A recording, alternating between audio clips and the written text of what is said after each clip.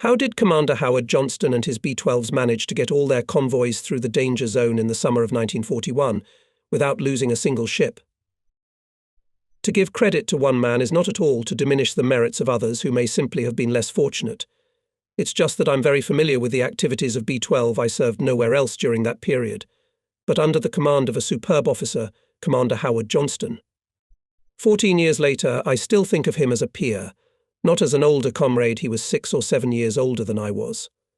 Blonde-haired and thin, he looked younger than his years. The strongest impression on me always made a cheerful enthusiasm with which he took on any problem, even remotely related to his group. The gold tourniquet on the visor of the commander's cap was always new and shiny. Howard Johnston was, of course, the senior officer of the escort group, but he was also too much the leader of a gang of schoolboys. I never once received an order from him that, for whatever reason, irritated me. If I made a mistake, he calmly explained how he would have acted in such a case, and never, even after conducting the heaviest convoys, did he allow himself to show anger or annoyance. We were all proud to be B-12s, and to my knowledge, Howard Johnston held his group in high esteem as well. Even though he hounded us mercilessly, hammering into our heads the next piece of knowledge that he thought would make the group more efficient and effective, he never stopped striving to do better. I consider my time in B-12 to be the best of my life. Sometime later I realized that I owed my ability to command an escort group at sea entirely to Commander Howard Johnston, and as time went on my groups became very similar to B-12. At the beginning of the war we had no radar or plotters, and our most familiar weapon was bluffing. I have already mentioned why German submarines usually pursued the convoy before dark, why they stayed on the surface and used the capabilities of the diesels to get into a convenient position to attack at night. I also mentioned that if there was a wind, they approached from the windward side of the convoy. As a retaliatory measure, we would send a destroyer in the right direction at nightfall to drive the pursuers underwater. When the boats were underwater, the convoy's course was changed by 45 degrees to windward. At midnight they returned to their previous course, but by this time the convoy was already 12 miles further downwind than the enemy could expect, and in the dark the chances of making contact were greatly reduced. Later, when the first, still imperfect radar installations appeared, the destroyer could remain in the distance longer and find its way back after dark. This increased the chances of avoiding an attack. Having received the Commodore's orders, the 50 or even 60 bulky and not very turnable merchant ships were to execute a 45-degree turn with the precision of guardsmen on parade. The sight was exhilarating, especially when the second turn, already deep in the night, was performed in the pouring rain. We were extremely proud of our charges and sincerely regretted if someone did not hear the signal and left the marching order they had to be found and returned. When the Germans pulled many submarines to our convoy, Howard Johnston usually, in addition to the maneuvers already described, put on a little show to distract the enemy.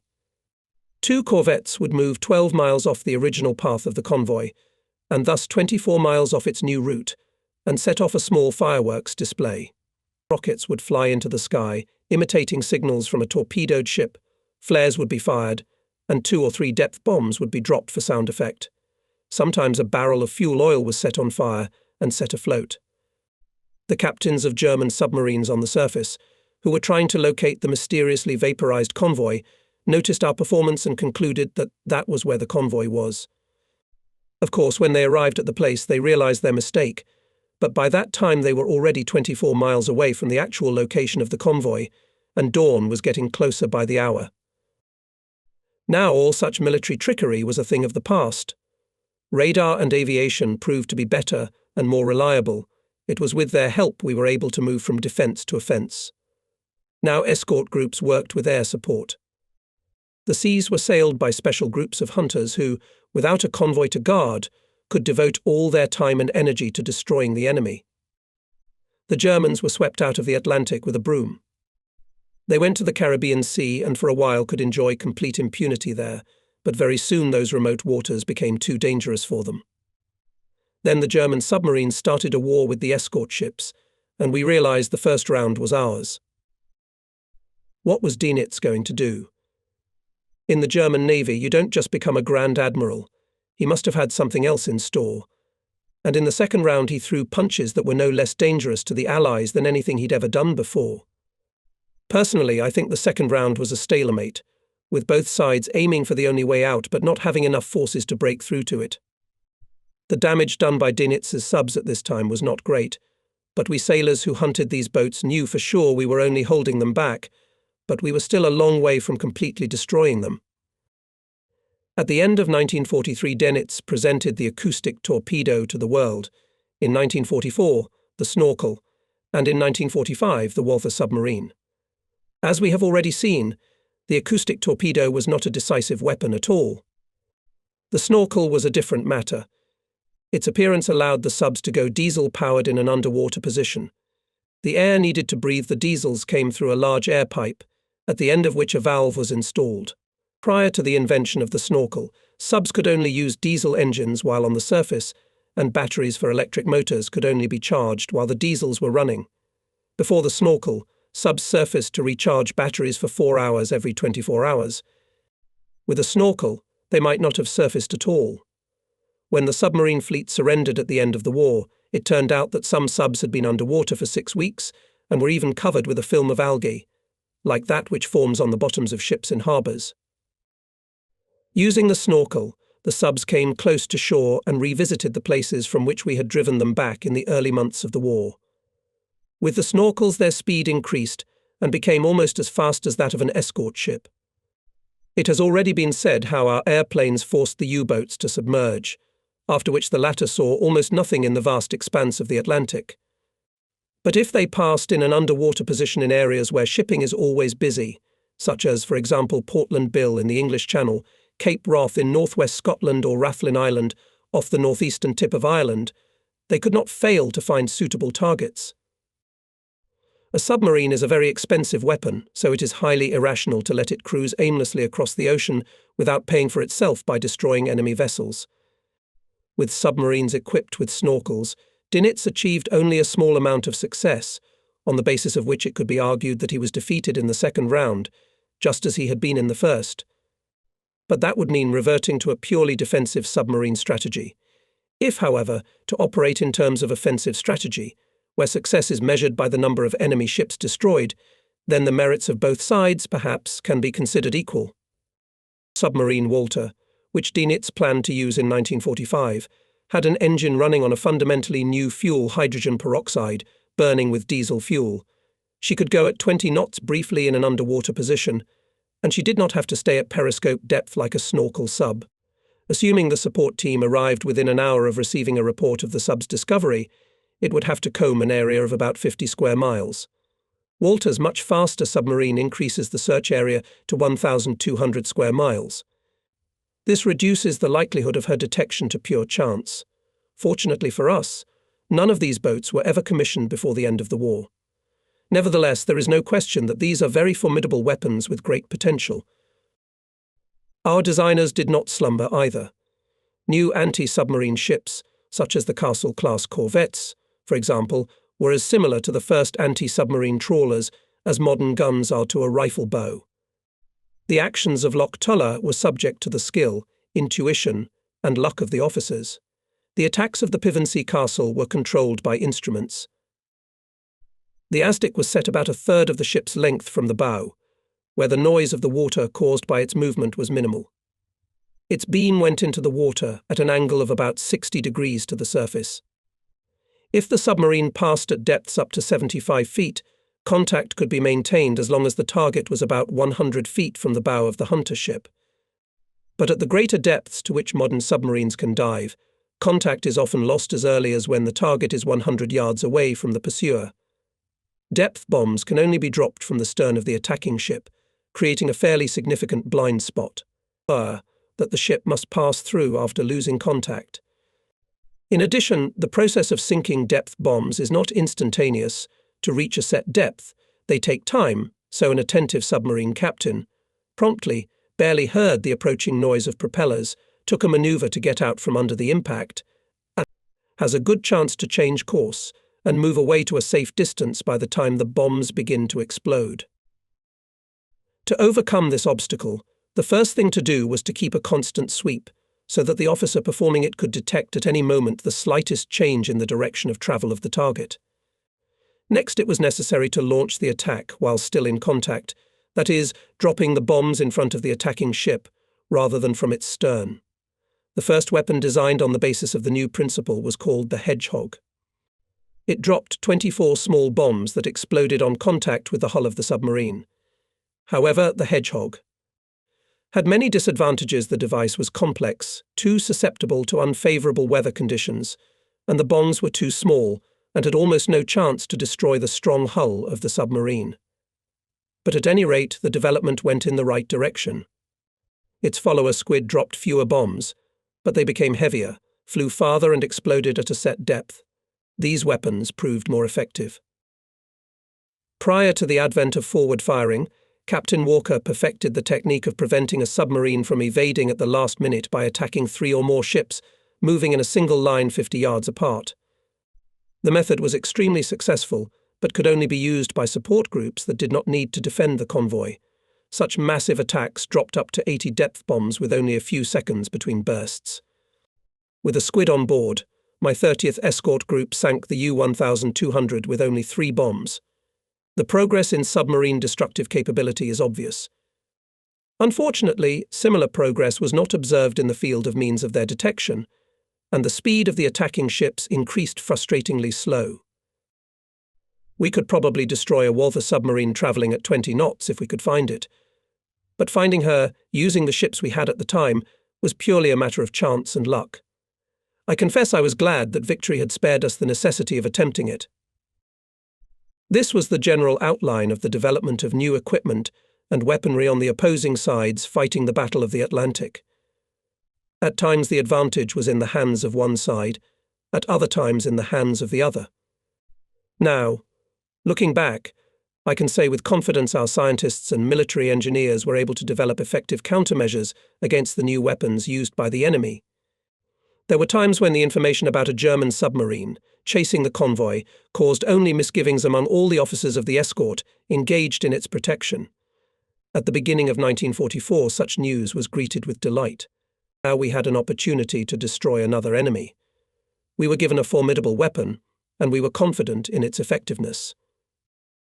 Leaving the Highlander, I was never again happy at sea. I gave this ship everything, and the first impression of the 30th Escort Group in no way reduced the deep sadness of parting with my favourite destroyer. On the 3 destroyers on which I served, most of the crews were old servicemen. The Loch Toll had mostly reservists, and the Verbena had half reservists and half old servicemen. The 30th Escort Group was manned by men who had joined the Navy already during the war. I can say only one thing about the officers, neither fish nor flesh. Becoming heirs of the inviolable traditions of the Western Approaches fleet, they were strikingly different from their predecessors. They had a different background, different views, different training. That said, I don't mean to say that they were inept, not at all. They were simply children of another age, the age of radar. It wasn't until I met my new commanders that I realized how much we had all changed in 5 years of war. The new captains were about 20 years younger than those who had commanded the ships in the first escort groups. They were young, and almost the same age. The oldest was no more than 2 years away from the youngest. The country had placed a heavy responsibility on their shoulders, which were not yet strong enough to bear the burden. They tried to be extremely serious and showed great concern for such trifles as filling out report forms. To some extent, this was justified. At this stage of the war, the long tentacles of bureaucracy had already penetrated to the front lines as well, and the amount of paperwork to be filled out on each ship was steadily increasing from month to month. It was no longer possible to bring a ship damaged by bad weather into port and to write off other faults to the weather at the same time, and the shortage of rum could not be explained as before given to the survivors of the wreck. In the early years of the war, which now seem so far away, one of our corvettes wrote off 10 gallons of rum in this way, which were later found stored under the bays of the towing cable. Since it was impossible to put them back on the books, we had to divide this suddenly acquired amount of rum among the ships of the group. In 1941 we walked around with eyes red from salt water and chronic sleep deprivation, but never missed an opportunity to laugh. That time had faded into oblivion. There was no doubt that the new people on the new ships would no longer exchange the signals that had once made us laugh. I remember once in the Atlantic, during a big swell, one of the corvettes approached the Verbena to send a visual signal.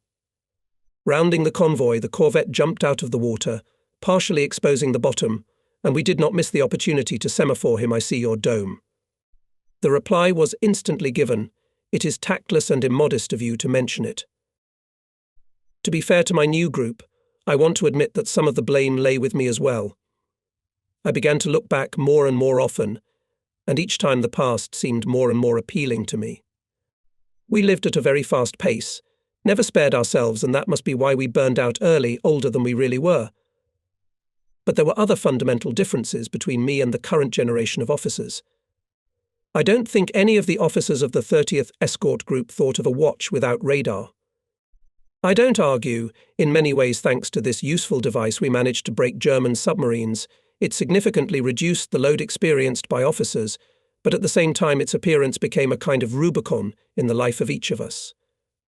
You either had experience in convoy security before radar, or you didn't. One who became an officer after this revolutionary change cannot feel the incomparable satisfaction that comes from success achieved through your personal experience and skillful action, perhaps with a little bit of luck. He will never feel the thrill of excitement when, having spent the night on patrol, and approaching the position where the convoy should theoretically be, there is a shout from the forward "Look out, merchants, to starboard, sir." Even navigating had undergone striking changes during the war. The advent of the Loran navigation system killed the artistry, the poetry in a sailor's service. Now the work of determining one's location on the vast ocean was reduced to turning a few knobs on the instrument and finding the answer in a reference book.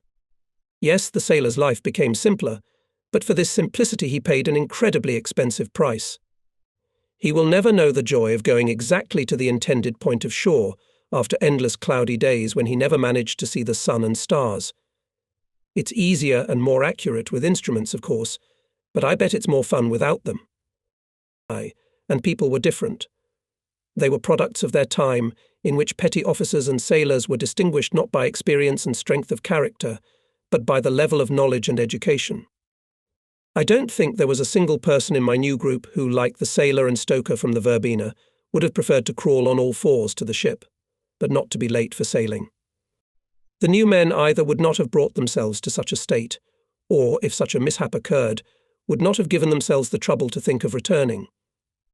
On previous ships I had always known all the crew by name. Here, however, I had not even memorized the names of the officers. One thing helped me to keep apart from the collective. On the ship where I settled as a senior officer, there was a captain. We went back to the group commander-captain problem. As before, these two on the same ship could not get along. For years I had had my own scullery, a sea cabin, a desk where I lost my own eraser and pencil. Now I would lose my pencil and find the captain's pencil and notice with annoyance that he had put my eraser in his pocket.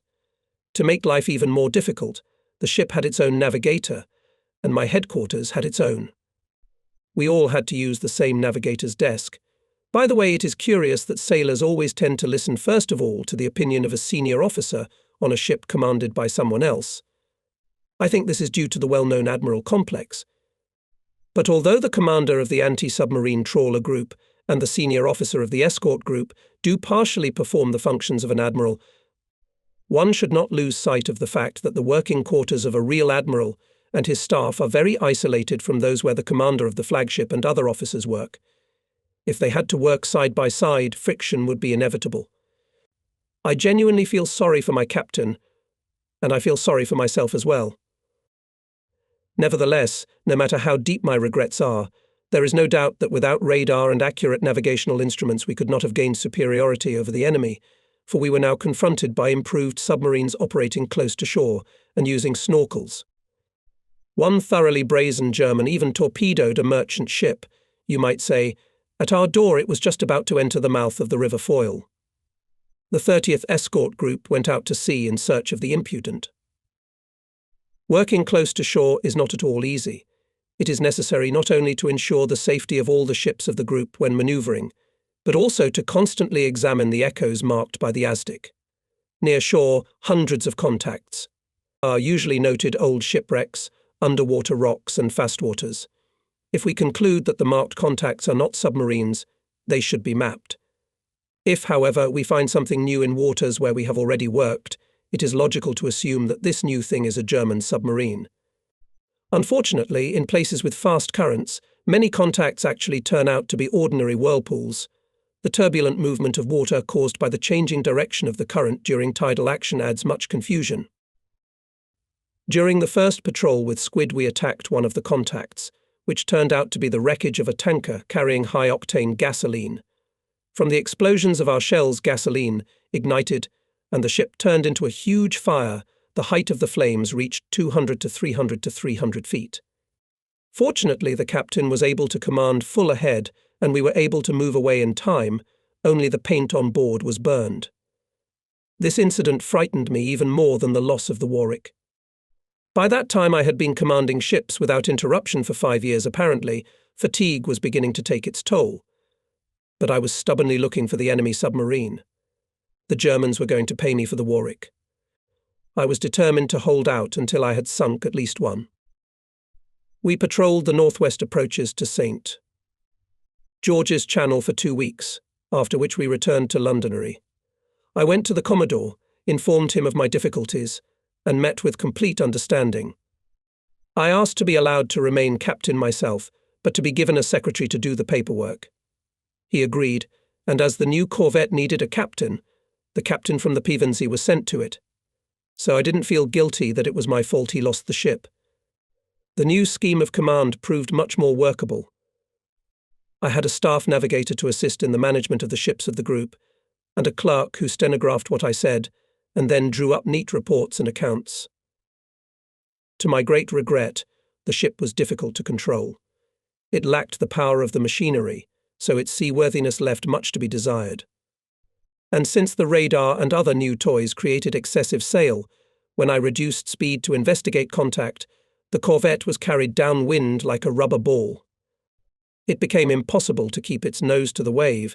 It lay sideways to the wave, swaying like a pig carefully sliding in the mud, and the Aztec operators were more concerned with staying in their chairs than with examining the characteristics of a potential target.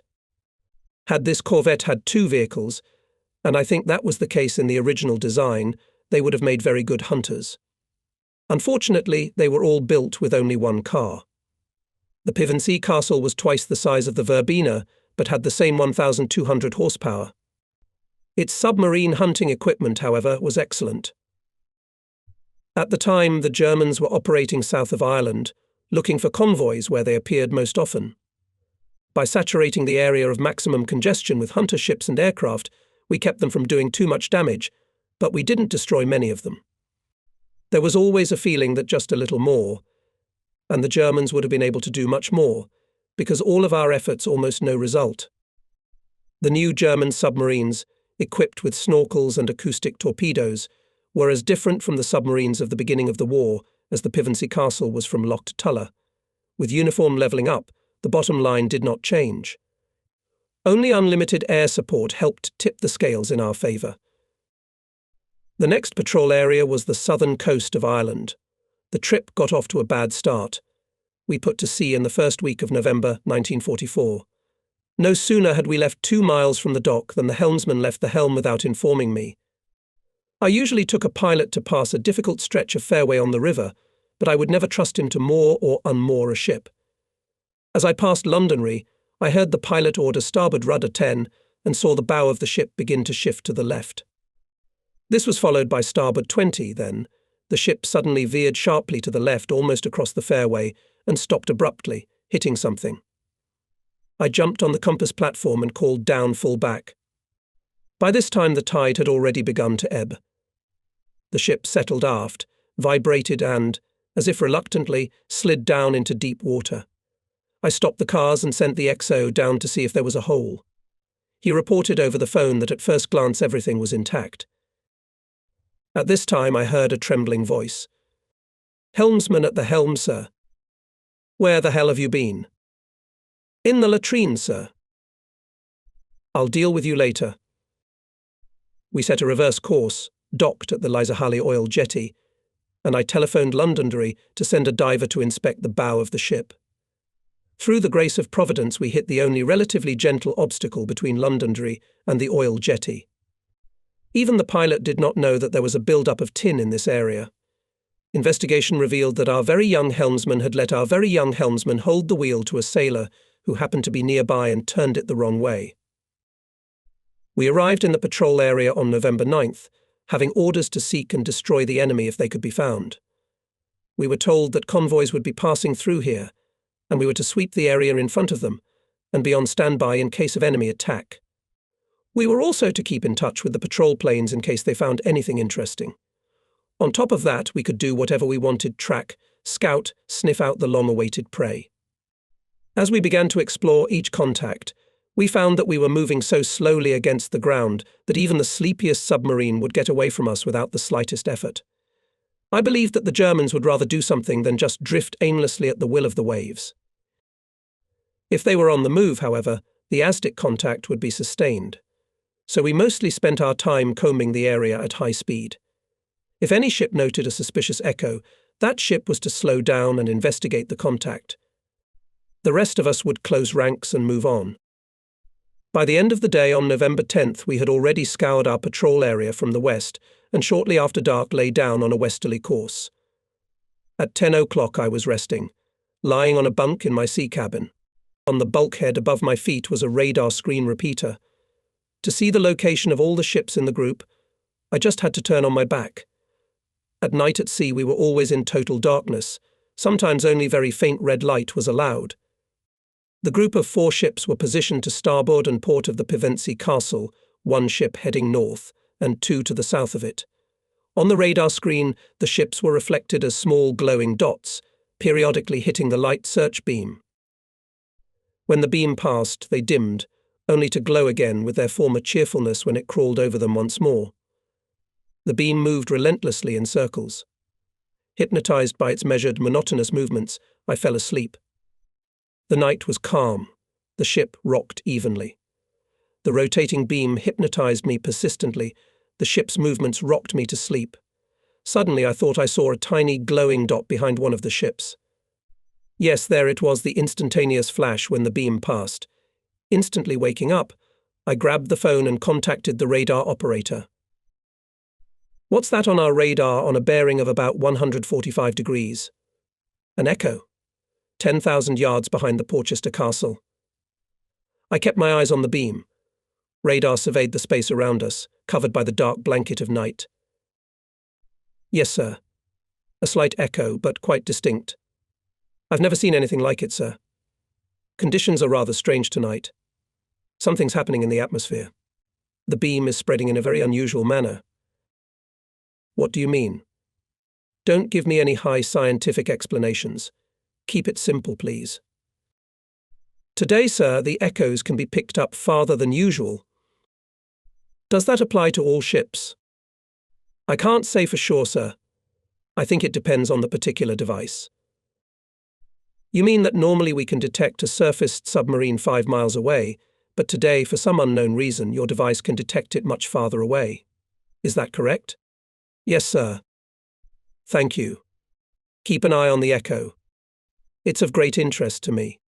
"I'm watching the echo, sir." I picked up another phone.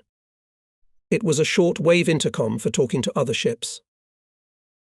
"This is the Porchester Castle. Do you have a contact on radar, bearing about 100 degrees, distance 10,000 yards? I asked impatiently. "No, sir." "It's quite clear on my screen. I'll keep watch. Put a separate observer in that direction. I'll let you know if anything happens." I sent for the navigator to chart the data. Pretty soon he reported. "The target is travelling on a course almost parallel to ours. The speed is also about the same as ours, maybe a little faster." "I've called Porchester Castle again." "Any contact?" "No, sir." "I've called for officers." "I got a very interesting echo, bearing 147 degrees, distance 19,000 yards."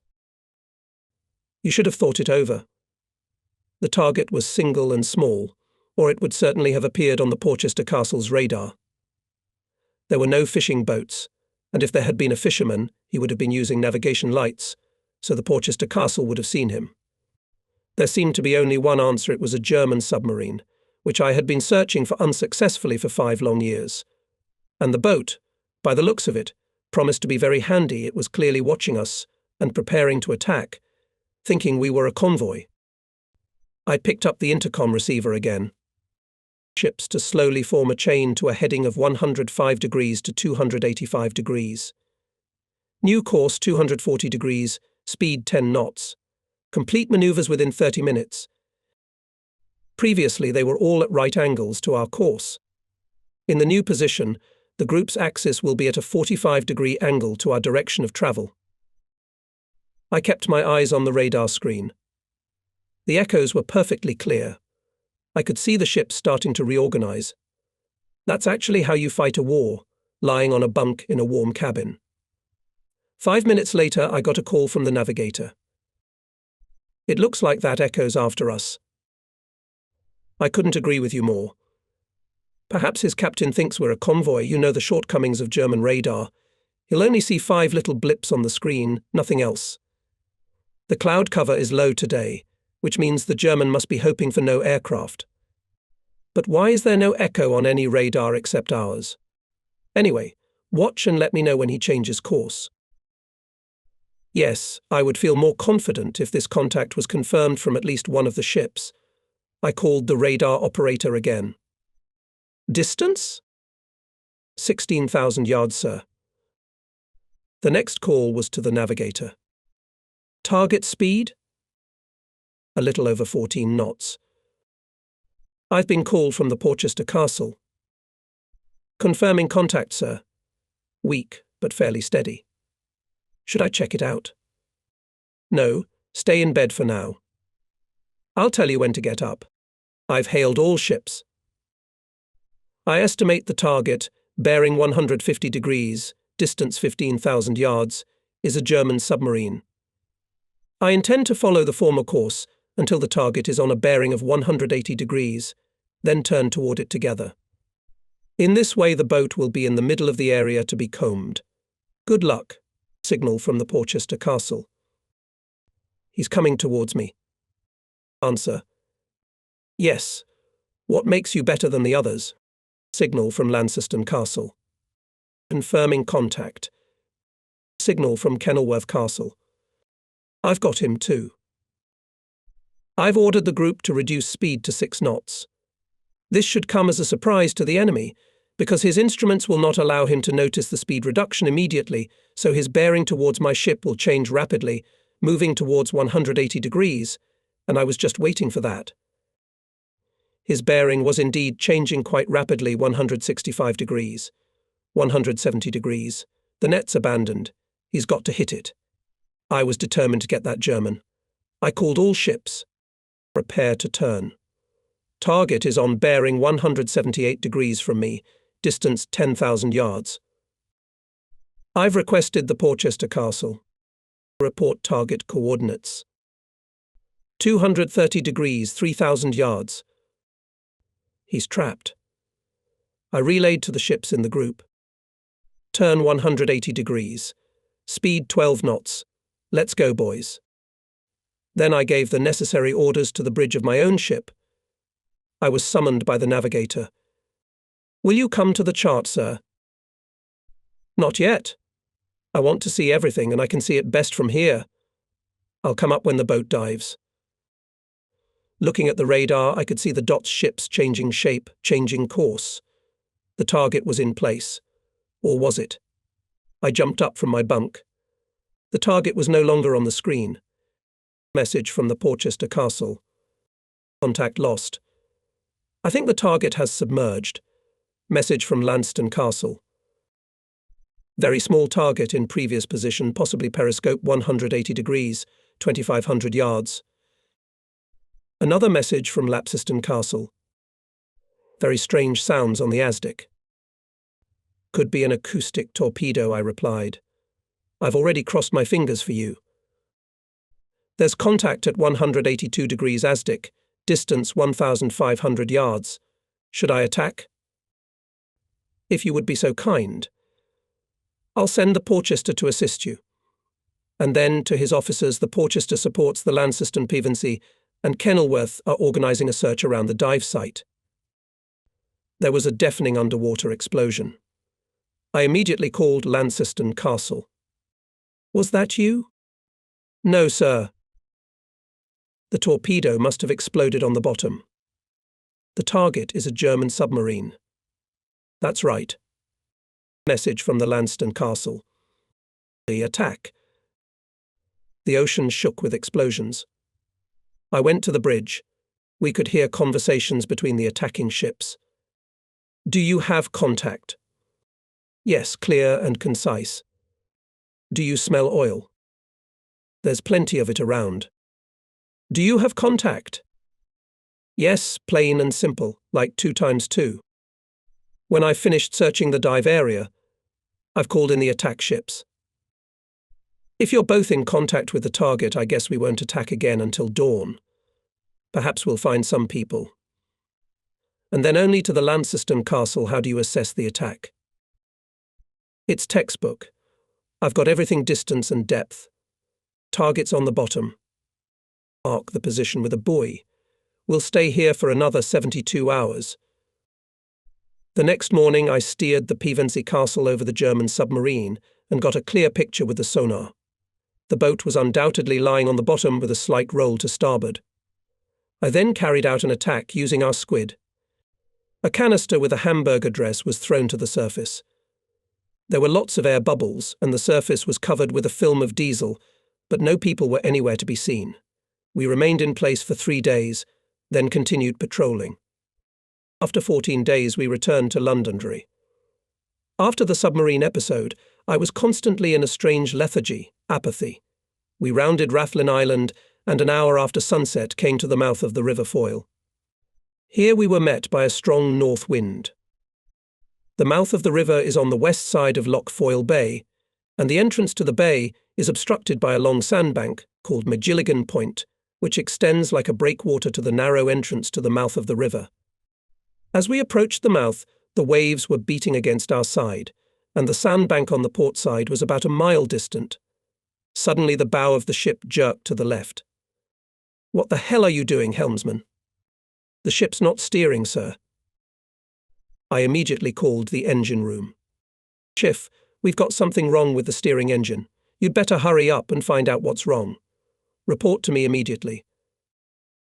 After a few minutes that seemed like years, the chief called.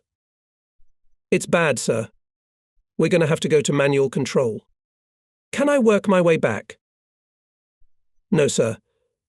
The rudder is just under the starboard side.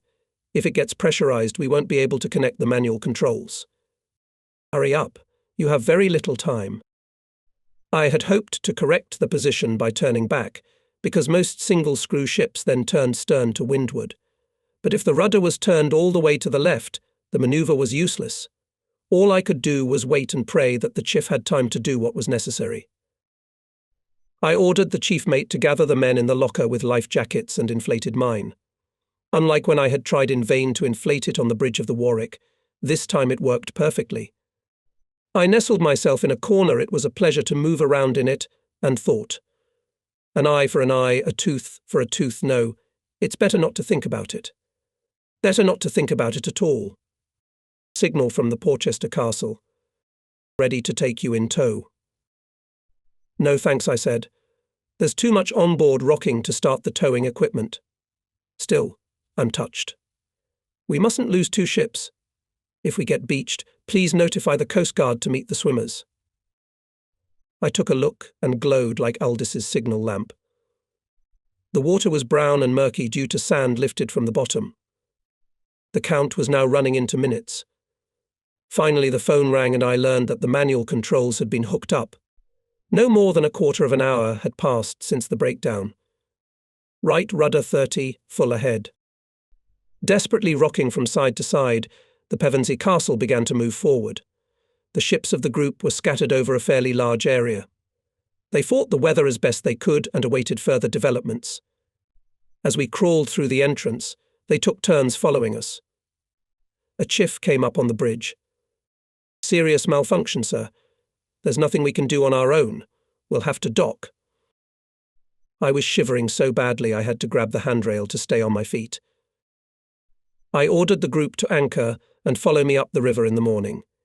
We went up the river that evening, and as the ship was manually steered, I asked for a tug for a mooring. Shortly after 10 o'clock the ship was at the wharf. I breathed a sigh of relief and went to my cabin.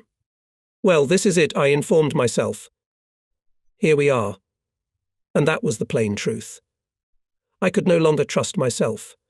My body wouldn't obey my commands. I looked at myself in the mirror and froze.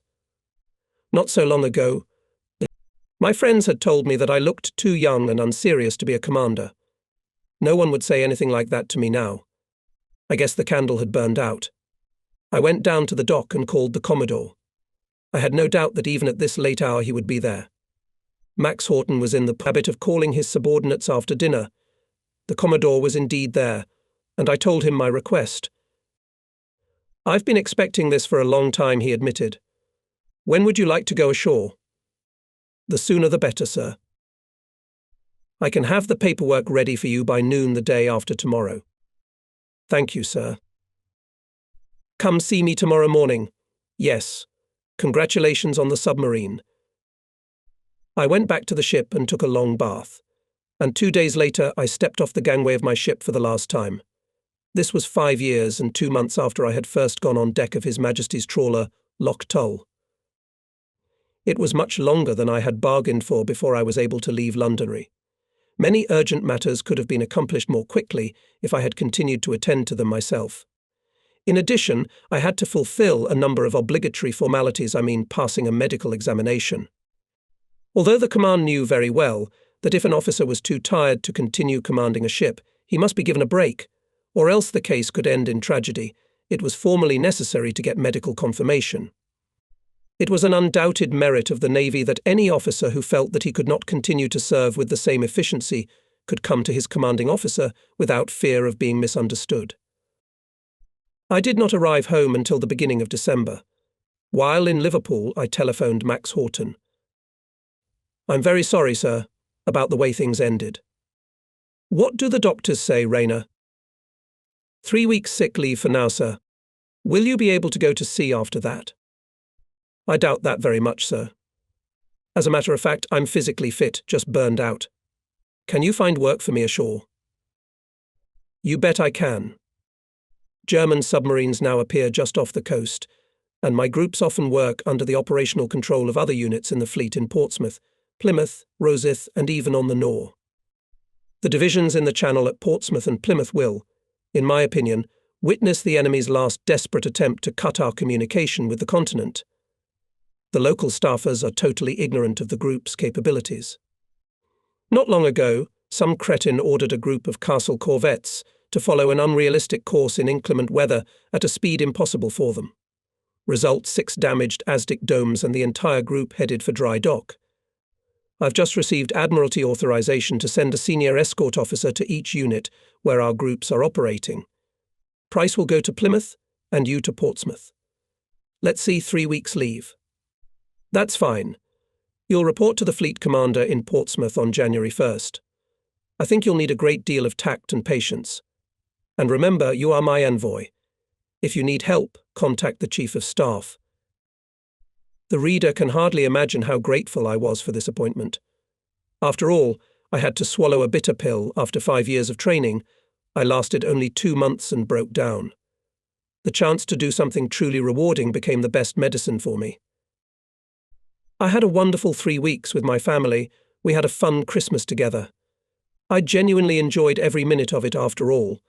In the past 5 years, I had never been home for more than 10 days at a time. After Christmas, just before New Year's Day, I visited the Chief of Staff of the Western Approaches Fleet, and on January 1st, 1945, I arrived at the Portsmouth Fleet Command Headquarters, which was stationed at Fort Southwick. This was my first staff position.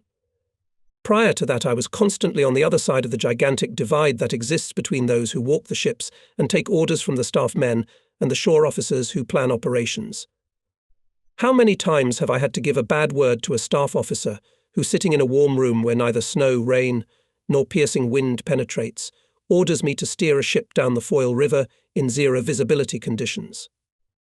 I once even called one such Jupiter, clearly unwilling to get down from his Olympus. Do you even look out of your window into the street once in a while? Do you really think I would jeopardize the ship and drive it down the Foyle in these weather conditions?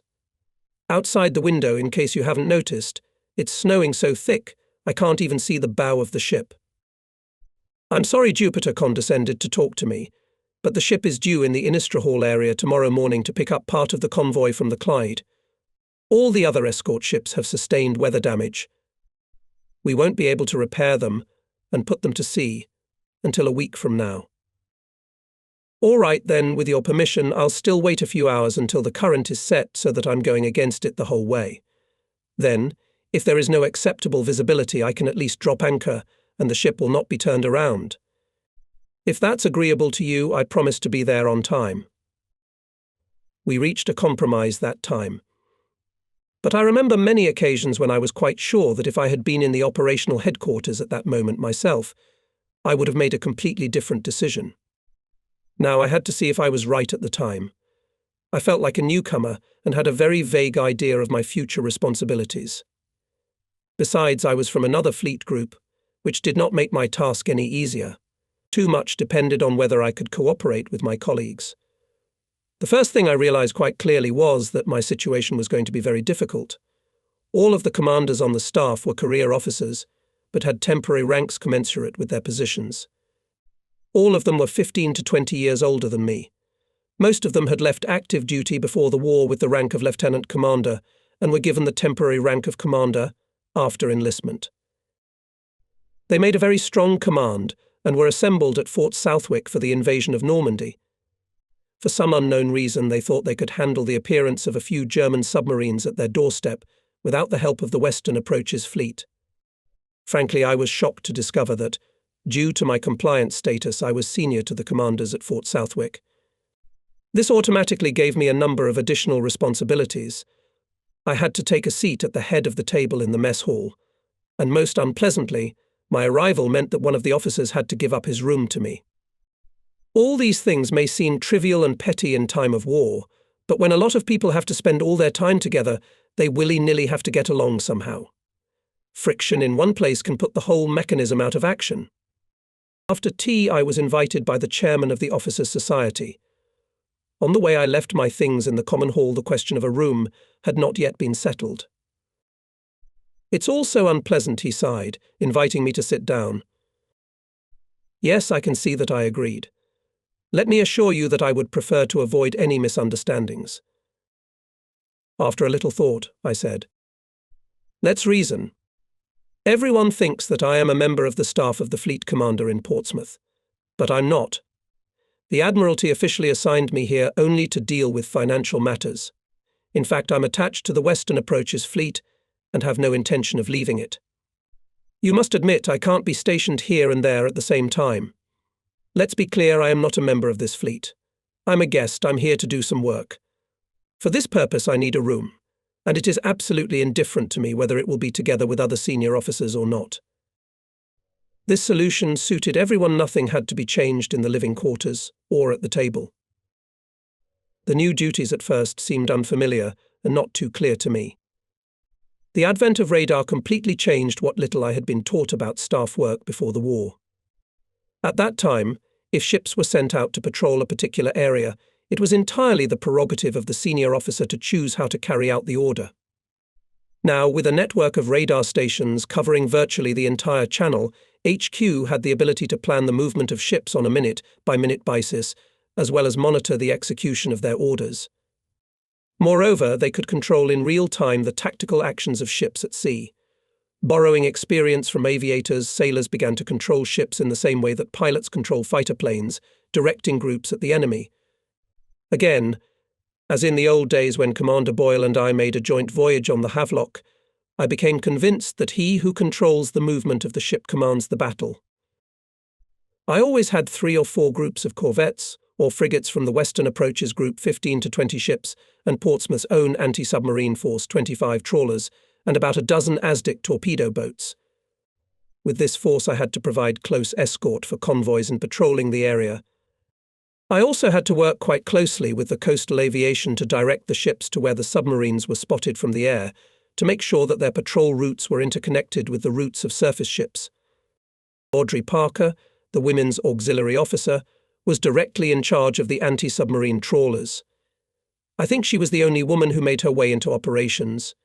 She sat in the office at the next desk, and we had a very productive partnership. She was good at her job, and if it hadn't been for her, I wouldn't have been able to leave the fort for a minute. But I made it a rule to take a 1-hour bike ride every day, and I stuck to it. Our workroom was underground, never had daylight. Because of this, many of us had an impaired sense of time and did not notice the passing hours. When the most interesting operations took place, we usually stayed in the dungeon for quite a long time. Only the insistent demands of our stomachs would bring us to the surface, often only to find that breakfast was long gone and our hunger could only be satisfied by coffee and rolls in the mess hall. Fort Southwick was located away from the anchorage, so I almost never got to meet up with friends.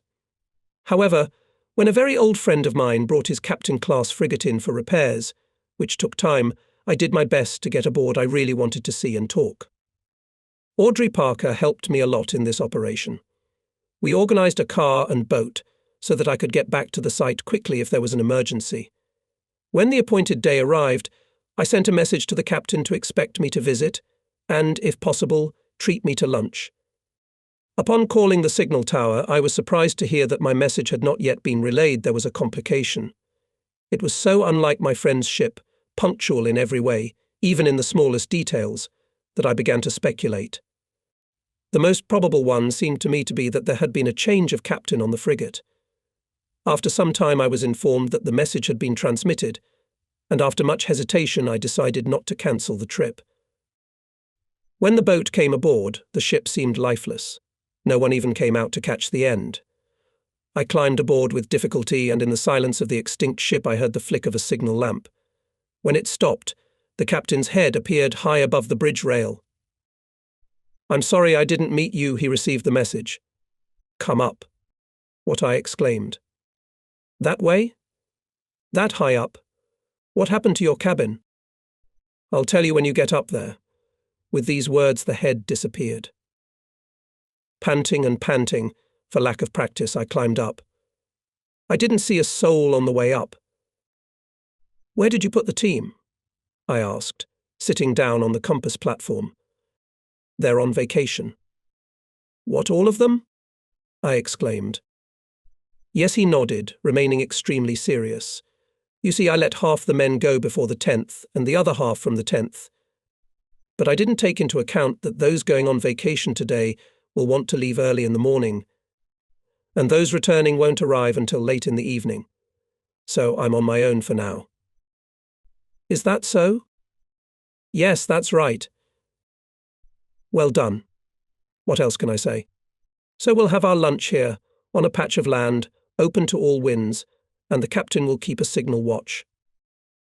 "Quite right," agreed my friend cheerfully. "I hope you don't mind. I even prepared a bottle of your favourite wine." "Of course not, but I wish your boat was ready to go to sea. I'd be sure to find you a suitable job. Can you imagine the headlines, 'Captain goes to sea alone on 1,500-ton frigate'?" When the boat came for me 2 hours later, he did come down to see me off. "I'll be sure to send you some message right away," I shouted as the boat was leaving the frigate. "I'll try to think of a longer one." "I won't read it. I'll just mark the time," said my friend. "The signalman, when he arrives, will ask for a repeat." As far as I can remember, I've always had a chance to rest after lunch. Only once in my memory, and that was when, torpedoing the Salopian, did the Germans attack in the afternoon. Also the hours from 4 to 8 a.m. were usually free for sleeping, unless of course I had to help clean up the mess after the night before. One had the impression that in this matter the Germans were clearly adhering to the rules. Working ashore did not provide for such rest periods. During the first 3 weeks I slept only intermittently, because the reports of submarine sightings by the pilots came in constantly, and whether I thought them true or false still had to be checked. Fortunately, we had an excellent chief of staff in the person of Commodore R. W. Simmons Tyler. I had met him back in 1932 when he was serving as chief mate on the Hood. He always tried to help me, and as time went on I felt quite content with my life, something I had not expected when I went to shore work. There were always at least 2 enemy submarines in our area. Sometimes, if my colleague in Plymouth, Commander Price, was making things too tense for uninvited guests, they would appear near us to see if our part of the channel would be quieter. Then I would organize a hunt and drive them back. Likewise, sometimes my visitors would be forced to remove themselves to a section of Price's net, and he would bring them back to me very quickly.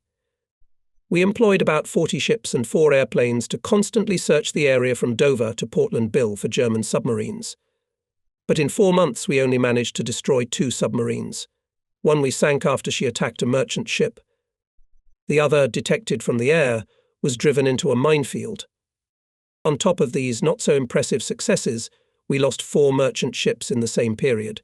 One I have just mentioned, and the second was probably blown up by our own mine, which broke anchor and swam away. We had a heated argument about the cause of the second ship's destruction. I argued that the weather was completely unsuitable for an attack from an underwater position. In other words, the submarine could only attack from a surface position, which in turn was impossible, because in that area the Germans would never risk surfacing in any weather.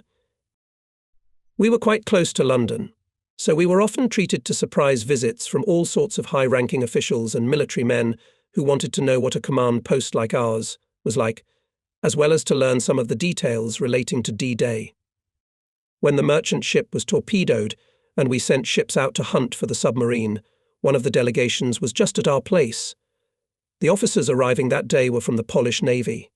They were preparing to organize training at home.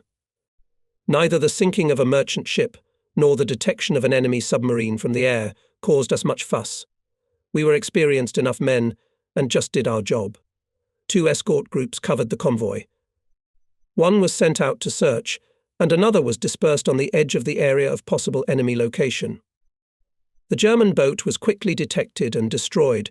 The group that sank it remained in the area of the boat's destruction.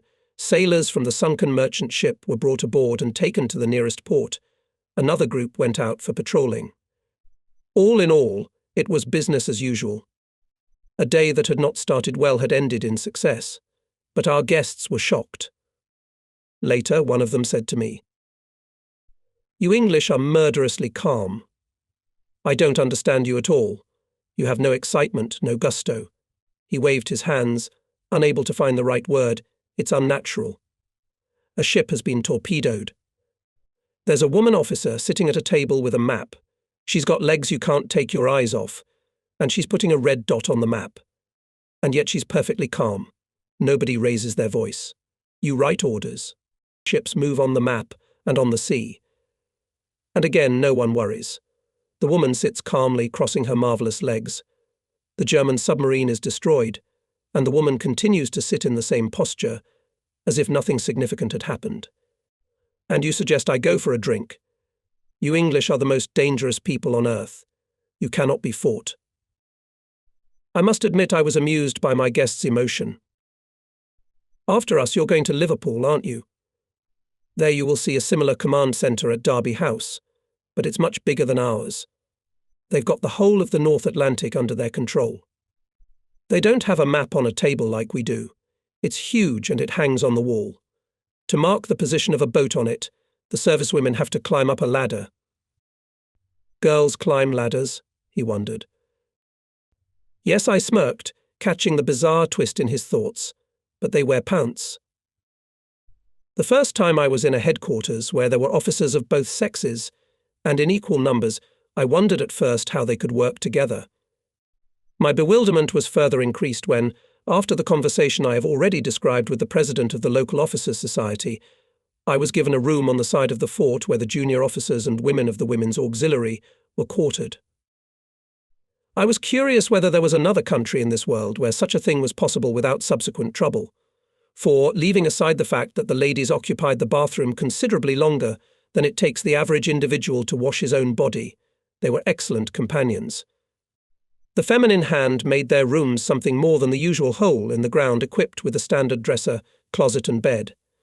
Most of the girls had managed to stock up on small bars, and often treated us to hot cocoa. Occasionally, of course, the temper would break out and chaos would reign for a short time, with sheets, pillows and human bodies milling about in the hallways, but it was rare. Almost all of the staff, except for Audrey Parker and me, were on watch, and we were just rotating shifts. If one of us wasn't at the card, there was bound to be another. The chance for a good night's sleep was too rare to be neglected. I only dwell on this so much because after the war there were so many books that argued just the opposite. Women in our service made their own, quite significant contribution to the cause of the common victory. Many military acquaintances later led to marriage, but there were almost no promiscuous relationships in the expectation that the war will write it all off. But back to the war. The truth was that we used huge forces, and the result was the destruction of 2 enemy submarines. On the other hand, the constant threat of enemy attack in our territorial waters, by and large, remained a threat. I believe that this stage of the war can be called positional. Both sides were powerless to harm each other, and high-speed submarines with water engines were on their way. What could happen if these formidable weapons appeared on the battlefield? Almost always the submarine's snorkel was spotted from an airplane. This was followed by an attack with 1 or 2 depth bombs.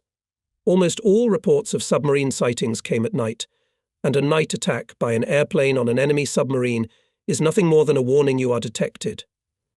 Next, we will throw so many anti-submarine ships into the area that the boat is bound to get trapped. And if the area has a clean bottom with no shipwrecks to confuse the hunters, as well as complex swirling currents that add to the headaches of ASDIC operators, the boat will be found and destroyed quite quickly. But with the numerous shipwrecks left over from World War I, joined by ships sunk between the wars and already in this war, as well as countless currents, tides, current swirls, and other traps for the ASDICs, the enemy managed to slip away time and time again. Yes, we forced him on the defensive and almost prevented him from advancing. But our nets couldn't catch the new submarines, which could move faster underwater than the hunter ships on the surface. We got our soldiers out of Dunkirk and Norway, out of Crete. We delivered supplies to them at Tobruk and Benghazi, escorted convoys along the long and perilous route around the Cape of Good Hope. We landed an army in North Africa and ferried it to Sicily and Salerno. We guarded the ships on D-Day. Now the army took over. It was she who brought Germany to her knees and prevented the final stage in submarine warfare from even beginning. When Germany fell, Walther's first submarine was ready to go to sea. She was sunk by the Germans, and was raised well after the victory. The 2 submarines that were surrendered at Portsmouth were in excellent condition, and the morale of the submariners was at the highest level.